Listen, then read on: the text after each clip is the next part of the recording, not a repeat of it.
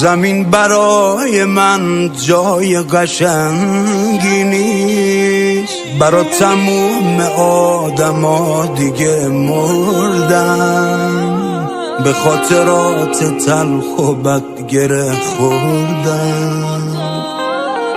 والله تموم سال برای من شده پایی، چقدر خیره بشم به عکس روی میز، دیگه شدم بدون تو مرد پایی.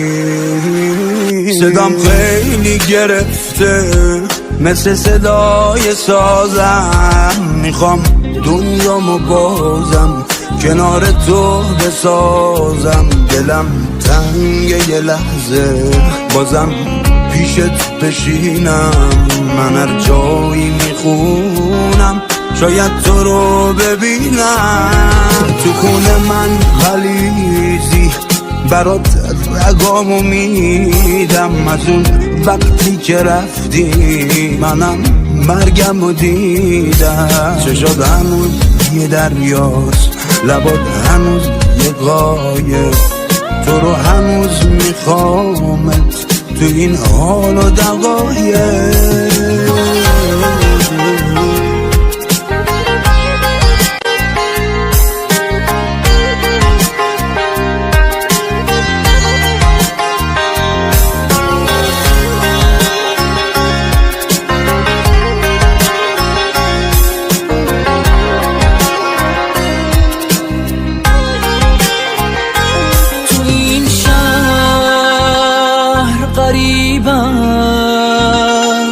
با دردم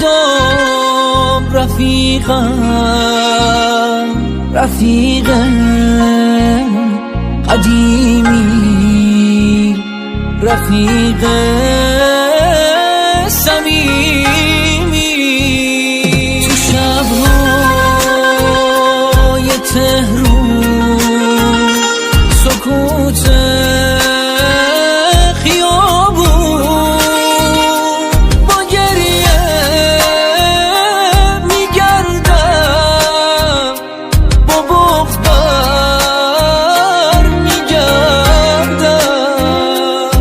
صدام خیلی گرفته مثل صدای سازم، میخوام دنیامو بازم کنار تو بسازم، دلم تنگ یه لحظه بازم پیشت بشینم، من هر جایی میخونم شاید تو رو ببینم.